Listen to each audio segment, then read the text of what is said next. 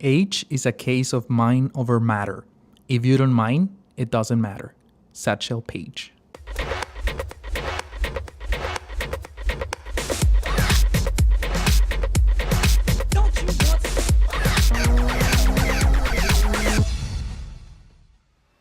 Hey hustlers, Christian here, host of the Hustle Show. Thank you so much for joining me today on episode 11. Huge milestone. We just passed the 10 episodes mark, and I'm super excited and very pumped to have you here. Yeah, taking a few minutes off your day to listen to us, whether you're at work right now or you are driving to your job or wherever you are. Thank you so much for tuning in on today's episode, where we have an amazing hustler story today of Juliette Brindak. She started her company Miss O and Friends when she was 16. She has been through rough patches. She has been through ups and downs. It took her many years to be profitable, but she's killing it right now with her site. And she actually just launched on May, so a couple of months ago, her new YouTube Red original series called Hyperlinked, where it's trying to motivate young girls to get into entrepreneurship and girl power, and a lot of great things that she's doing. So I'm super excited to share this story today with you. And remember that all the show notes and everything that we talk about today on today's episode, and the perfect way to connect with Juliette, you can always go to thehustleshow.co/THS11, okay?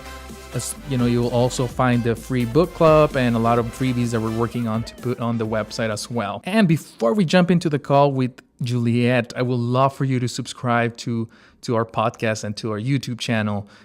Remember, you can always watch every episode on our YouTube channel, or you can listen to in our audio experience podcast, okay? And if you're new to the Hustle Show, welcome to this amazing community that we're trying to build in this message that I'm trying to get out there of the real of entrepreneurship. And if you're coming back, well, I'd really want to thank you for coming back. And if you haven't done it yet, just hit that subscribe button right now. And let's jump in with Juliette. All right, hustlers. So in today's episode, we have the story of Juliette. Welcome, Juliette. Thank you. I'm happy to be here. I'm very excited. And, it's one of those stories that when I saw it and I was reading a little bit about you, it's exactly the reason why we started the show, to show people that it's hard, but it's possible. And in your case, starting a business at the age of 16, it's pretty amazing. It's a huge milestone to you. So I'm very excited to have you here. Thanks. Yeah, me too. Happy to talk. I want to hear a little bit about the ups and downs and how was that experience with Miss O and Friends. And then later on during our chat, we're going to jump into your new YouTube Red series, which is, when I saw that's pretty amazing. So I'm eager to hear that story as well. But, guide us a little bit of how you got started with Miss O and Friends. Yeah. So Miss O and Friends was actually inspired by drawings that I did when I was 10 years old. And I started doodling these cool girls that were just, coming back from a family vacation, super bored, started doodling these girls. And my mom, for whatever reason, held on to, I was always drawing and I was very creative as a kid. But she held on to these out of so much of the art that I had done, and took drawings that my sister Olivia had also done of herself. So Olivia always used to draw herself with big pigtails on the top of her head. She never wore her hair like that, but that's how she drew herself. My mom's, her background, she went to art school. She was a graphic designer. So she basically took these two drawings that Olivia and I had done and kind of made them into caricatures of the two of us. So it was really just a hobby for a while. There was a Juliette character and there's an Olivia character, kind of brought them to life on the computer and had these, illustrated characters of Olivia and I just doing things that we like to do. So, playing soccer, going to the movies, going to the beach, skiing, whatever it was, these characters were also that visualization of it. So like I said, just a hobby for a bunch of years. We kind of sit around on the computer, do all these things. And then one year for Olivia's 8th birthday party. So she's 5 years younger than I am. I was 13 at the time. We made these Miss O-like characters for all of her friends. So they looked like them. We blew them up really big, mounted them on this thick foam core. And when her friends came into the house, we had all of them lined up and they were like, oh my gosh, these girls are so cool. They look like me. And it was the first time that we showed these drawings to anybody else besides, me, my mom, my dad, and my sister. and they loved them. They went crazy for them and were like immediately drawn to these illustrations. And what was also really interesting at that birthday party is that it was the first time that I started seeing certain things happening with Olivia and her friends that my friends and I were dealing with in middle school. And like I said, my sister was just turning 8 years old. So she was in like third grade, or they were finishing third grade. Her birthday's in late.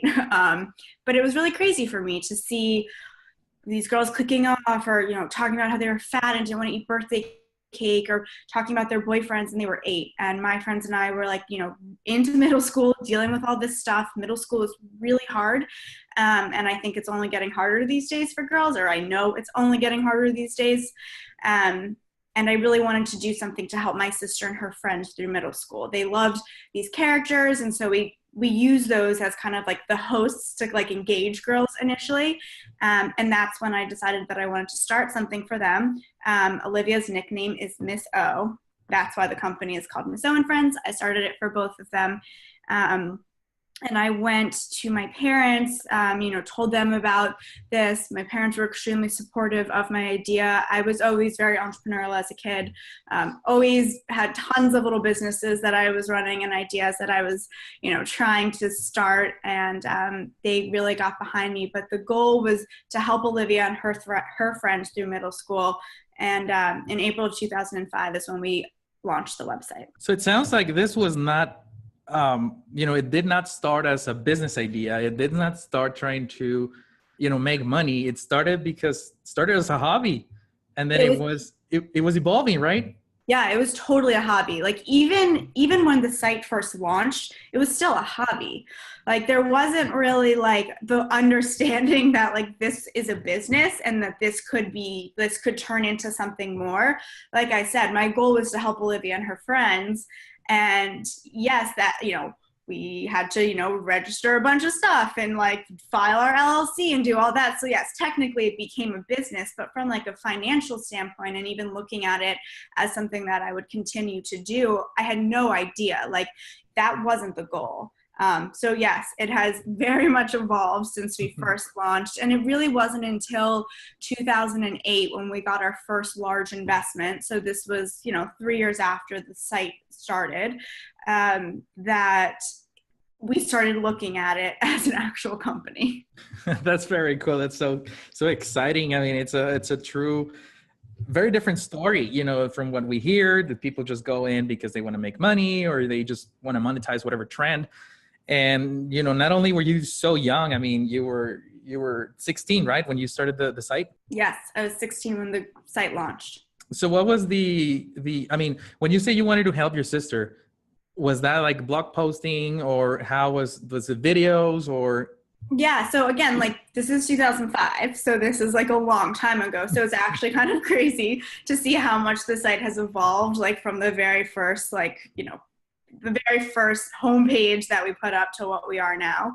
And really what it was is there was like a secret diary, there was an advice column, there were a bunch of games, there was like some articles, but that was really it. Like it was simple, but the purpose was that girls could get advice online, or they could go somewhere that was safe for them online. Like for me, when I was in middle school, obviously there was like no Facebook or Instagram or Snapchat, like none of that existed, but we did a ton of instant messaging, and there were tons of sites that were horrible, like voteforfun.com, which was never meant for middle schoolers to get their hands on, but like people putting up fake polls and like horrible bullying and all of this stuff.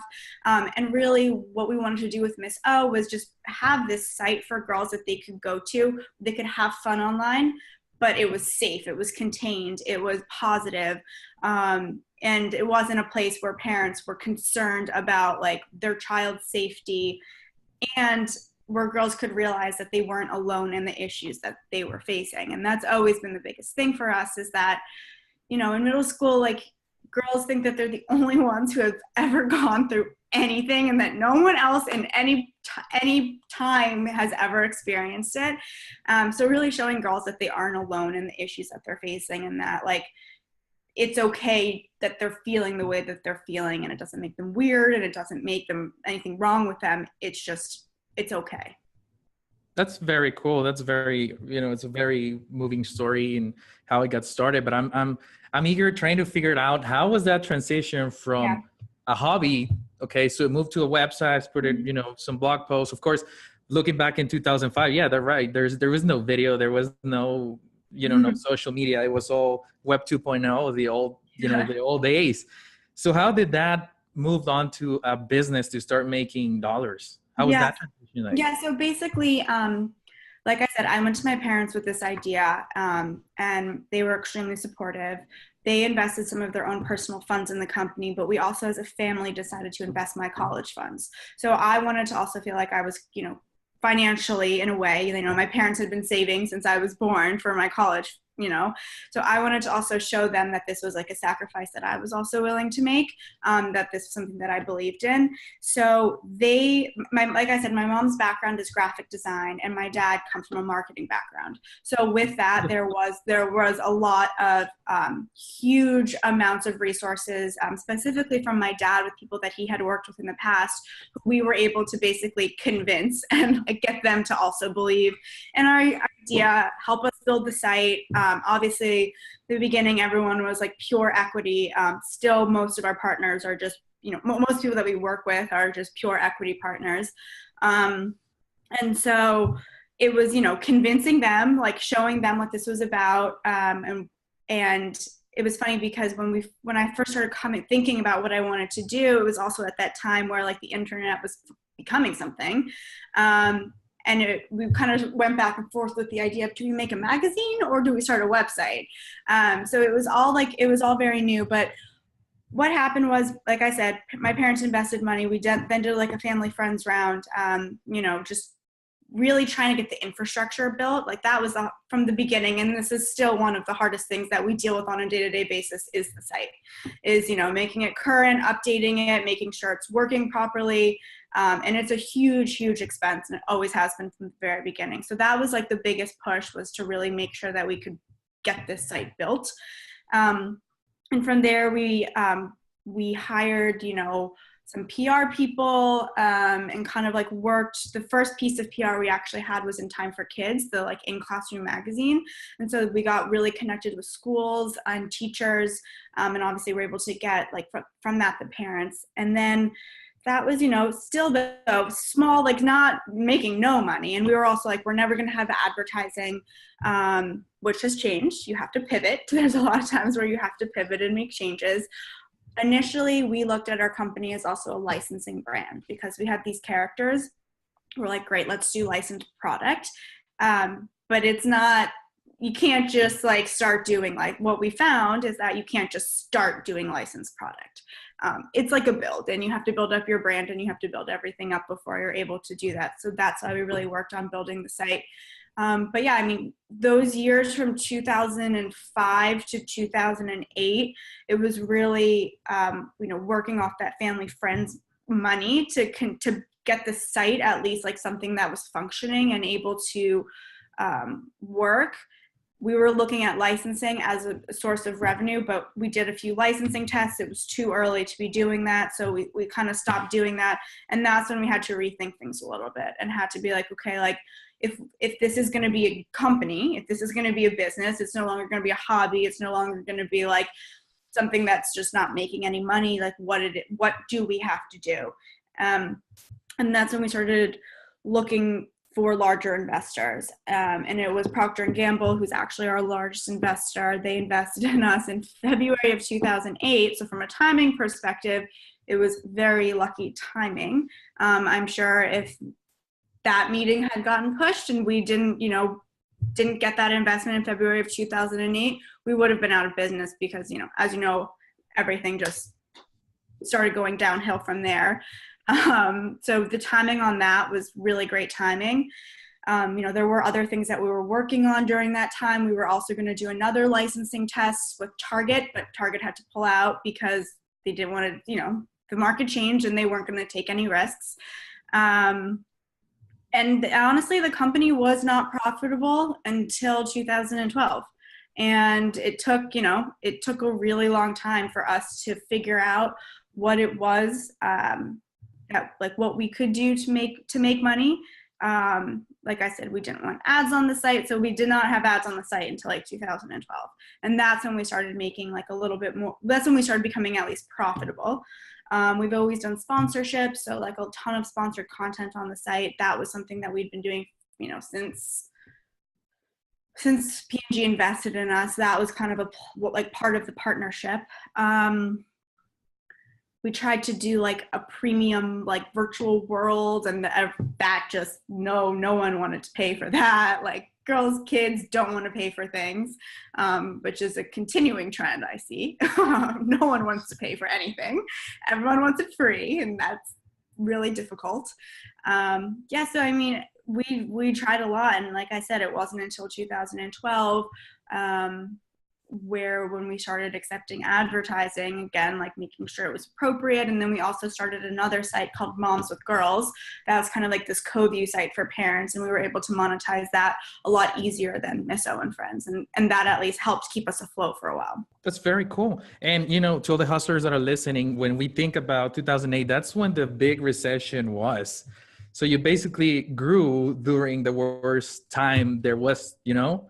So that's something to take in consideration. I mean, that was probably one of the horrible years for most companies. Yeah, and I mean, it was really hard for us too, but we've always been very, you know, it's kind of like not a point of contention, but figuring out like the best ways to, you know, to spend, like what it is that we're going to spend our money on, like figuring out like what we do need and what we really don't need. Like everyone's virtual. We don't have offices. So like that is a huge thing a huge way like that we save money. So there were a lot of things in 2008 that we had been doing up until that point that we just had to stop.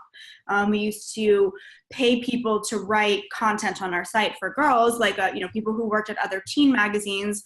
And we were like, nope, we can't pay these people to do this anymore. And instead we changed, and that's actually when we changed our site from, you know, other people writing in content for girls to making it totally by girls for girls, and all of our content now is user generated, which, you know, we were upset at the time thinking like, oh man, we're not going to have this like awesome tween girl content anymore. But it actually ended up being better for us because our content became even more authentic, and it became even more relatable because it was our actual audience that was creating it. And it was just another way that we could help to build self-esteem for girls who wanted to be writers or were interested in certain topics, and were able to share them with our girl community. That's so cool. Yeah, it was definitely a focus change and a gear change. And looking at those, I mean, from 2008 into 2012, sounds like, you know, you were trying to figure out things. You were trying to see, how are you going to turn this profitable? How are we going to do it? Or what are we going to do it? Because it sounds like you were trying to figure it out, trying different things. But how was that emotion going on in your mind? What was going on there? I mean, you know, you were talking about everybody else, the team, but I want to hear what was going on in your mind. Like, did you doubt yourself? Were you, what were you doing? What were you thinking? It was really hard. And the reason why I also say we as a team is because when I say that, I'm also referring to my parents. And so at this point, my dad was just doing Miss O and Friends full time. He was not working anywhere else. My mom was working at the company that she was working at, but they wanted to move her to like a different state. And she was like, the company got bought by like another company that was based in Ohio. And my parents were like, we don't want to move to Ohio. My sister was just in her freshman year of high school, so they weren't going to move. So at this time, the entire source of income for our whole family was this. And so it was terrifying, really scary, really hard, tons of really hard times. You know, it's really difficult. And it's difficult also for me to know that like so much of what I was doing was basically determining the financials of my entire family. And that's because we all got in on it. We were all super invested in this, and it has become a full-on family business. But it was scary to be in college, and also having college and everything else that I was dealing with, and, you know, just being in college at this point and wanting to be like a normal college student, but also having this like insane burden of is this going to continue to work? How are my parents doing? Where is like, are we going to have enough money? Like, there was a ton of huge questions that really stressed me out for a very long time, and still do. And I think like that's part of it is, you know, it's starting your own business, and then obviously starting with your family, if this is the only thing that all of you are doing at this point. There's a huge financial burden and a huge stress, and it is not easy. Yeah, no, I totally agree with you on that, but I am just amazed. You know, you did not only have the stress of trying to figure it out, how to make it profitable, how to survive on your own, how to pay your college. You were basically trying to figure it out for the entire home, like for the entire family. That's crazy to me. That's Yeah, amazing. I mean, we're all very scrappy. Like, my dad is like the most resourceful person I think I've ever met. And so, like, you know, just like so many little things that like you wouldn't necessarily think of, he thought of. And we all worked together to try and figure out like what we could do. I mean, anything we could do to promote the company at this point, like, you know, we were also, it was interesting because at this point we were also more focused on like looking at selling the company. So because we're like, okay, listen, like we've put a ton into this, like we're not sure like what's going to happen here. We're doing everything we can. The company is still not profitable.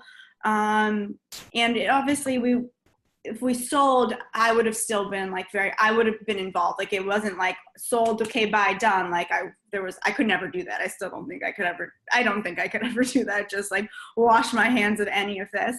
Nor would I want to, but that was something that we were looking at. So like, you know, during this time, we were also like looking for more investment money. We were looking, you know, for someone to potentially like a strategic partnership, acquisition, any of that stuff. But everyone was struggling. Everyone was having such a hard time. So for us then, like, you know, pushing something that wasn't profitable yet and talking about like all the ways that it could be in the future, it's like a lot of people just couldn't see past that. So we did a ton of like potential, like we tried to fundraise so much during that time, and just, you know, going to the friends and family again, like getting anything where we could to keep things going. And it was hard. And then we actually did have an offer my senior year of college from like a very, very large entertainment company, one that everybody in the world knows about. We went in and met with them, and we met them on a Friday, and they made us an offer on Monday to buy the company. And it was super exciting. It was awesome. Definitely lowballed us. And so we started negotiating. We started going back and forth, and there was kind of like a change of people power. They were doing some reorganization in the company, and like the deal fell through. So that was also pretty devastating, because this was like something that we were so close to. And that was one of like the bigger lessons that I think I've ever learned. It's like, it's honestly just not a done deal until everything is signed and you have the physical check either in your hand or it's been deposited and like cleared in your bank account. Because there's been so many of those things that I always used to kind of like, oh, no, it's going to be fine. It's going to be fine. It's going to be fine. And maybe it's made me jaded. Maybe it's made me pessimistic, but I feel like that's the best way that I can kind of keep my emotions in check, is to not get excited about anything until it's actually happened. So did you ever find somebody to purchase it, or that never happened? No, so we're still privately held. No one, still family. Well, let me ask you something.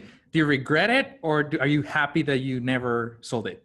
So at the time, I was devastated, but it was definitely more of, it would not have been, if we had sold, Misso and Friends probably would not be around today. Like, I think it would have, the company that we were selling to would have maybe tried to do some stuff with it, but maybe it wasn't going to, they were going to probably turn it into something that I wasn't going to be okay with what it was becoming. And my life would have been so different if they did buy it, just like where I would be living, who would, like, just everything. So again, at the time, I was super upset. But I am so happy that we did not sell. And, you know, I do also think that everything happens for a reason, because it's funny, we're working with this company anyways now, and it's just a different way that we're working with them. So yeah, I I am very happy with the way that things have continued to turn out. And ever since I graduated college, I have been able to do this 100% full time. And so that has also made a huge difference in terms of, in college, I was, running Miss O while also being in college. So like, that's a totally different ball game. But for this to be like my main focus and my main priority, it's crazy. Like I can't even like if I think back to it, like thinking that we would have potentially sold and that like my contract would have been with them for like a couple of years and then like I could have done like whatever is crazy to me. Like I just can't, I'm so happy that it fell through. Yeah, I mean, it does sound, I'm sure it was devastating back then. Like, that's what you were trying to do, and then it fell through. But it sounds to me like I agree with you. It wouldn't definitely not be around if it wasn't for you guys, because you are basically it's like a baby, right? I mean, it's literally my baby, and I've been doing this for over half of my life, which is insane. It's like I'm only 28. I'm not that old, and I've been doing this for over half of my life. It's crazy. That talk about passion, right? Yeah, that's the thing. Like I care about it, and that's the other thing. Like I don't think I could have got through all those really difficult times and all of the ups and downs. You hear this all the time, but like the ups and downs are so high and so low. And there's no way that I would have been able to continue to do this if I didn't actually care about it. And like, that's me with anything. Like, it's so hard for me to do anything if I don't actually care about it. And I think that it's just a testament to how much Miss O actually means to me. Well, I really appreciate you being honest with all this ups and downs. It's definitely, like I told you at the beginning, I mean, it's something that a lot of people are not sharing, and they're making people believe that it's the opposite. It's an overtime thing, and you launch a website and the next day it's like the number one in the world. No, and it's not. And it's like crazy that I appreciate what you're doing too, because I think it's important for people to realize like the difficulties, and that if it's worth it to you, right? And if it's something you really want to do, then like continue on with it. But it does make you question things, and it makes you question yourself, and it makes you question, how much can I really take? How much can I really do? Is this something that I really think is going to be successful and important? And it makes you ask yourself those tough questions. Like, and sometimes the answer is like, yeah, maybe I should quit. Like, maybe this isn't the right thing for me to be doing. Maybe I can't handle it. Maybe it's not as great as an idea as I thought it was. I haven't gotten to that point yet, so I'm still like pushing through when things get hard. But how many times did you think that you were doubting yourself, that you were like, well, I have a college degree, I'd rather just go look for a job? And so a ton of times. And it's funny because there were a few times when a couple years ago things got like pretty rough too, and I was like, oh no, like I'm not going to be able to do this full time anymore. Like I had to take huge cuts in anything I was making, and like I needed to live also, but I'm also making as someone who starts the company, you're the first person to take any sort of sacrifice or cut. And so I was like, oh gosh, like, again, I don't know, like, what would I do? So I literally like went on to a bunch of sites, like searching I was like trying to like write out my skills, like trying to just like figure out like what it is I could do. And I got so overwhelmed, and I was like, I have no idea what I would do if I didn't do this. And it was actually like, it was one of those moments where it was really scary, because I was like, oh my God, I don't know what I would do if like I can't do this. But it also like motivated me even more to like not give up on Miss O, and to be like, no, this is what I want to do. I don't want to do any of that other stuff. So.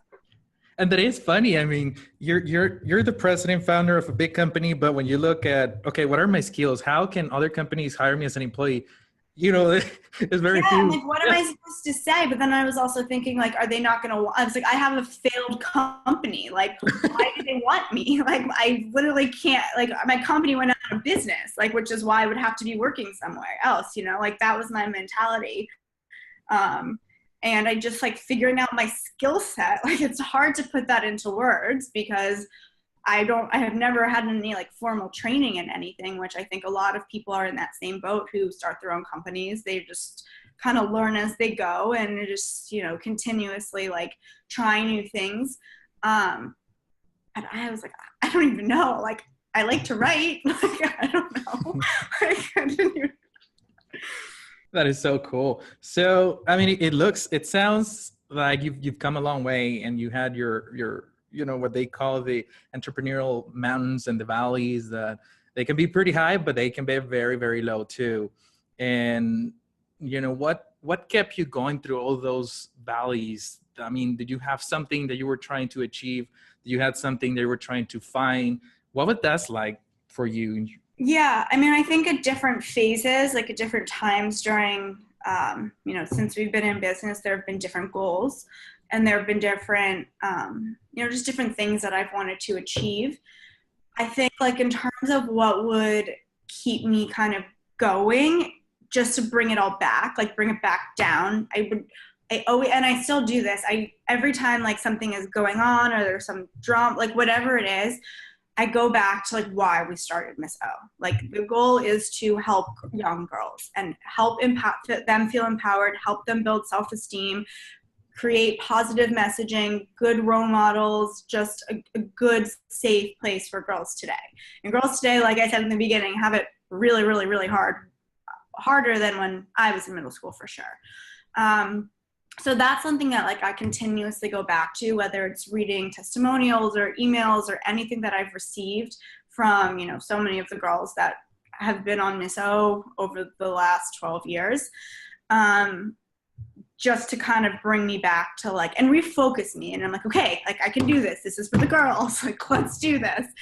But in terms of, I do think it is important to be working towards something. So like right now, for example, all of my efforts are focused on like a season 2 for Hyperlinked, like for our new show. Like, that's what I'm working towards. I'm trying to, do everything I can on that front. And I think if I can,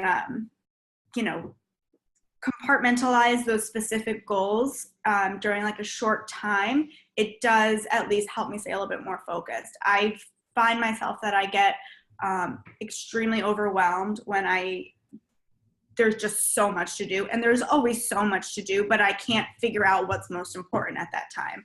And I'm trying to do so many different things at one time, and they're all, important things to be doing, but kind of honing in on what that most important thing is.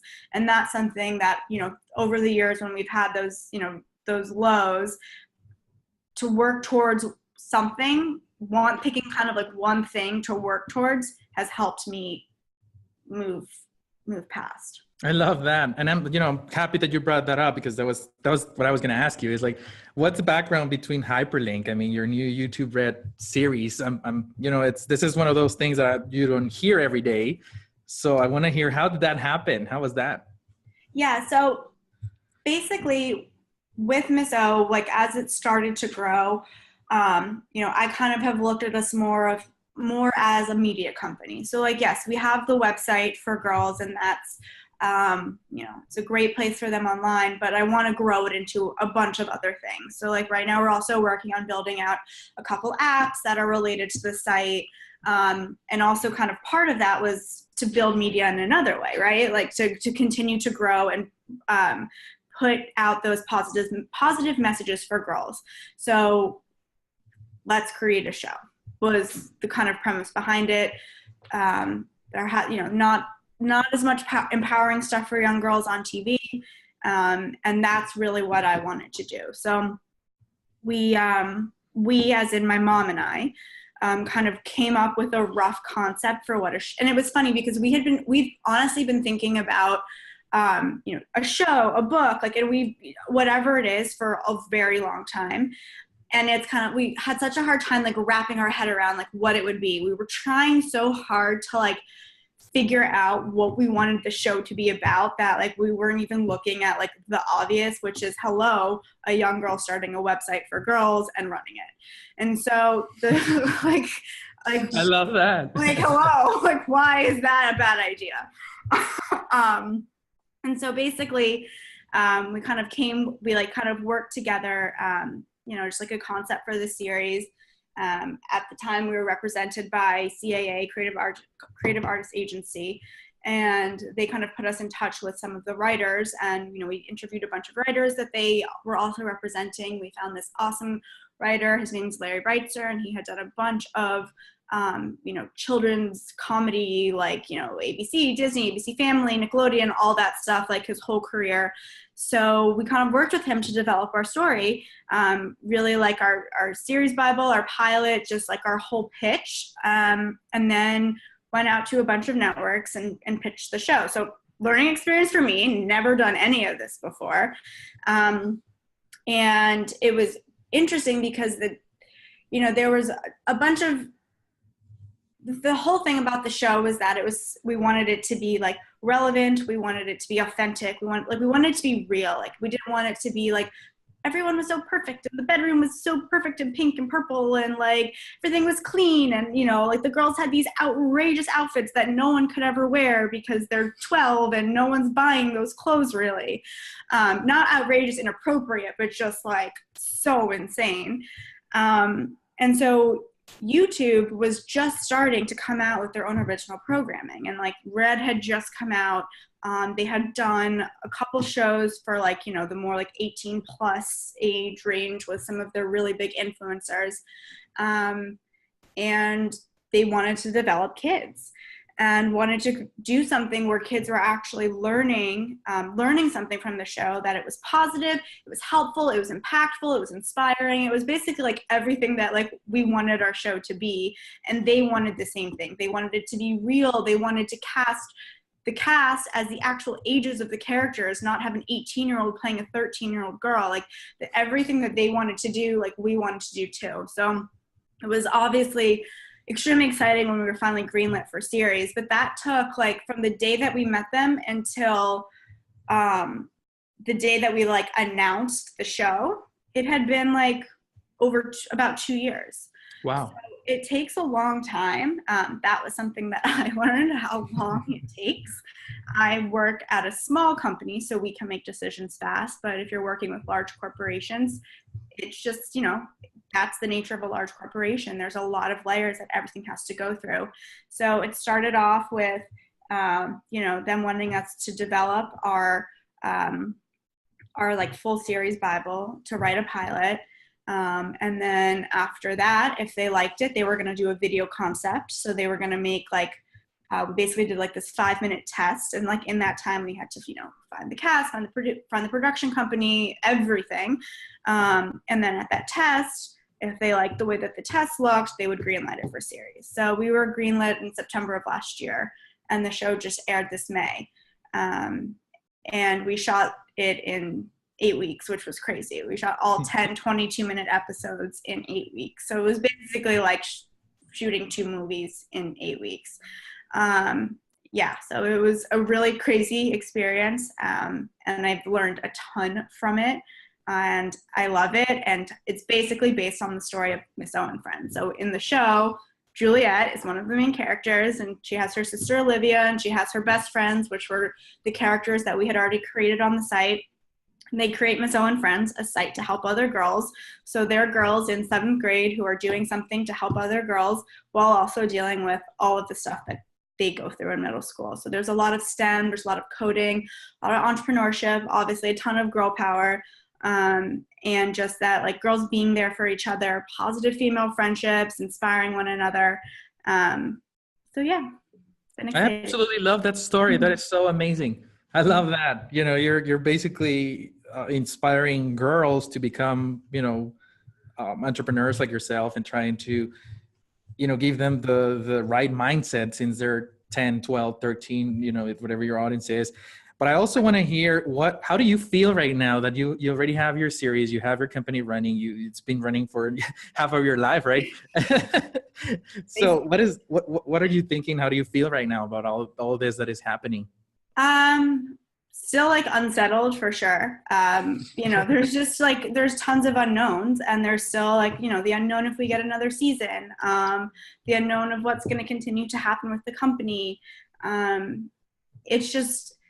It's always hard to have someone else almost like in charge of what happens. Like there's, with there's just decisions I can't make, right? Like I can do the most that I can do to get us to a certain point, but at the end of the day, like if I'm working with another company, it's their decision. So that's, it's hard, and it's hard to kind of feel like in limbo and be working really hard and wanting the best for the company, also for the show, wanting the best for the girls who are in it. I love those girls and wanting the best for them. So yeah, it's still very stressful. I mean, it's hard. Like, I know sometimes I need to step back and be like, wow, like, look what I just accomplished. Like, look what I did. Like, I know that the YouTube series has been a huge, it's definitely the biggest thing that I've ever done. And like, I was one of the creators on it and an executive producer. So an executive producer can literally mean anything. But like from what I did, I took on a very hands-on role. So like, literally from beginning to end, dealing with every single piece in between, from production and pre-production and contracts and everything. So I have just like thrown myself into this 100%. So yeah, it's scary to just like, then you put it out there and then it's out there and then you're like, oh no, do people like it? What do people think of it? And then obviously like hoping for more. So it's scary, but I know I need to also kind of like step back and be like, okay, like I did this is good. Just appreciate that for 5 minutes instead of like thinking about the next thing. And looking at it on the other side, what does it feel to look at your episodes of, sharing your story that people are listening and watching? You're basically looking at yourself building, what is going to become. Yeah. It's really so surreal. And it was actually even more, I think it was more cool and exciting to see like obviously all the final products, because I saw every daily that came in from every round of edit and everything. But the coolest part was actually like the filming of it, because seeing, or even just like reading the scripts, because like there's so much in there. Like, yes, it's a show, so there are a few things that are a little different or embellished, but there's just so much in there that's true and that happened. And it like, there's this one part in the last episode of this season, which was like, something very kind of, it was with an investor. So it was like very true to home, talking about getting all these people to, it was just, and I like was on set and I was like trying not to cry. I was like, oh my God, this is crazy, because just like seeing also the girls acting in the situation, but portraying the emotion so great that I was like, oh my God, you're scaring me. Like you're literally like saying my story, and it like totally like, I'm getting emotional talking about it now, but like it was crazy and super surreal, but very cool. I love that. Very cool. I'm definitely gonna have to watch a couple of episodes to see, to see what you're talking about. Very cool. So we're gonna. I love that. So we're gonna change gears a little bit from your story to what I like to call the hassle round. We're gonna play this little game. I'm gonna throw a word at you. And whatever the first one word that comes into your mind, that's the one that you're going to say out loud and you're going to give it back to me. All right? Ready? Mm-hmm. Yeah. All right. Hustle. My dad. Work. Wait, work? My life. Employee. Me. Boss. Me, I guess. Rules. Don't apply. College. Impactful. Fear. Always. Weakness. I mean, literally 8 words just popped into my head. A lot. Strength. Passion. Motivation. Girls. And last but not least, books. Important. Awesome. I like that. Very cool. Well, I mean, I'm very grateful that you were able to share your story today to all the hustlers that are listening. You're a true inspiration, not only to all the girls that you're trying to inspire and to, give them a positive note, but you're also inspiring a lot of other people, including me, to go after your dreams and go after your passion. It's hard, but it's possible. So I really want to appreciate everything you do. And, I'm very proud of all the success that you've done. You've come a long way. And I know YouTube is just going to love you. So I can see already 10 seasons of it already. Oh, please, fingers and toes and everything crossed. But thank you. It was also great speaking with you. And, I think it is important for people to just know what it's like. And it is something that you can do if you really sacrifice a lot, and also, have people around you who can support you through it. Because I think another thing is it's not something you can do alone. And I don't think it's something you should want to do on your own. And there's also no way that I would even be talking to you today if I didn't have such an insanely strong support system from not only my family, but from my friends and my husband and my dog who's sleeping right next to me on the couch. But just like having that, I think, is really important, and it's not something to forget about. Very cool. So before we leave, is there any way that people can connect with you, follow what you're doing? And you can just go onto the Miss O site and there's a contact us. So misso.com, contact us. Always love to connect with people, whether it's giving any advice that I can give, if I can be helpful. But love hearing new ideas, connecting with different companies that are doing anything similar. Of course, empowering girls, and anything with STEM and coding is a big thing that we're working on right now, because that's a lot of what you see in Hyperlinked. And go watch Hyperlinked on YouTube Red. It's great. I promise, if you have a tween girl, they'll like it. So. Very cool. And we'll make sure that we link all those in the show notes at thehustleshow.co/THS11. All right. Well, thank you so much again for everything you're doing. Thank you for taking the time today to talk to us and to all the hustlers that are listening right now. And, keep hustling out there. Thanks so much. So there you have it, hustlers. The story of Juliette, how she started her business at 16 and all the great accomplishment that she has throughout her life. And, she started very young. So I'm very proud of all the success that she has created for herself and for her family. And remember, all the show notes that we discussed today and everything, and a way to connect with Juliette, you can find it at thehustleshow.co/THS11. And if you haven't done it yet, make sure you hit that subscribe button right now. Right now is a perfect moment, okay? Keep hustling.